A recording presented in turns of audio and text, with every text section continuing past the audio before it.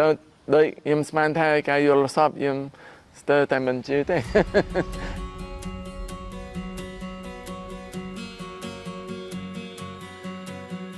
Hello ជំរាបសួរ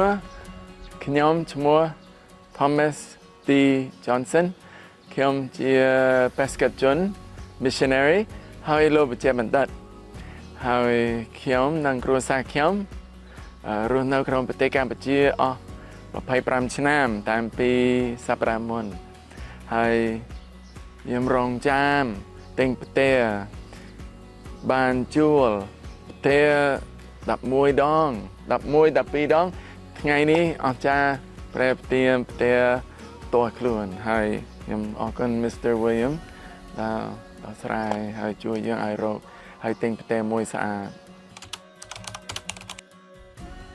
ខ្ញុំពីមុនខ្ញុំទិញ Legacy ប៉ុន្តែកូនស្រីខ្ញុំប្រាប់ថាអូតូចពេកដូច្នេះយើងបានសួរ Mr. William គាត់ឲ្យតម្លៃល្អយើងឡើង Oasis វិញហើយធំល្មមហើយស្អាតជាង Legacy ម៉ូដនេះល្អណាស់នៅសហរដ្ឋអាមេរិកផ្ទះចាស់មានបន្ទប់ទឹកតែមួយឬពីរហើយបន្ទប់ទឹកមិនមែនជាប់បន្ទប់គេប៉ុន្តែកន្លែងនេះមានបន្ទប់គេហើយមានបន្ទប់ទឹកភ្ជាប់ហើយស្រួលរស់នៅស្រួលណាស់ហើយនេះកន្លែងនេះល្អខ្យល់ហើយធម្មជាតិទៀតហើយអរគុណព្រះអង្គព្រះទានខាងមកទីនេះខ្ញុំទៅដូចខ្ញុំស្មានថាការយល់សពខ្ញុំស្ទើរតែមិនជឿទេនៅនេះសំណួរល្អខ្ញុំជ្រើសរើសបរិយា William ដោយសារ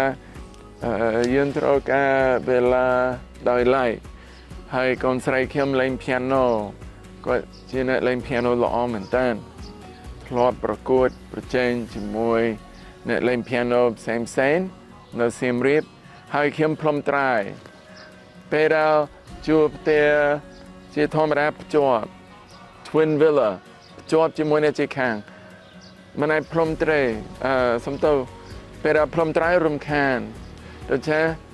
គ្រួសារនឹងកូនខ្ញុំសូមវេលាមួយដោយឡែកយើងសិក្សាស្រាវជ្រាវច្រើនណាស់មានតែបរិយា William ទេដែលត្រូវនឹងអ្វីដែលយើងត្រូវការដូច្នេះយើងជ្រើសរើសមកទីនេះខ្ញុំសូមជម្រាបជូនថាខ្ញុំពេញចិត្តណាស់ជាមួយ Mr. William Naramore ហើយគ្រួសារគាត់លោកស្រីហើយខ្ញុំសរសើរព្រះអង្គដែលព្រះប្រទានតែមួយស្អាតនេះហើយ construction ខុសពីconstruction ផ្សេងដោយតាមគំរូចិននេះតាមគំរូអាមេរិកហើយគុណភាពល្អហើយស្អាតណាស់ហើយខ្ញុំពេញចិត្តណាស់ហើយខ្ញុំសូមលើកទឹកចិត្តបើសិនជាលោកស្រីប៉ុន្តែរកផ្ទះមួយដើម្បីទិញខ្ញុំសូមរកកន្លែងមួយនៅក្រុង Bray Williams ផ្ទះស្អាតហើយគុណភាពល្អហើយ customer service ល្អណាស់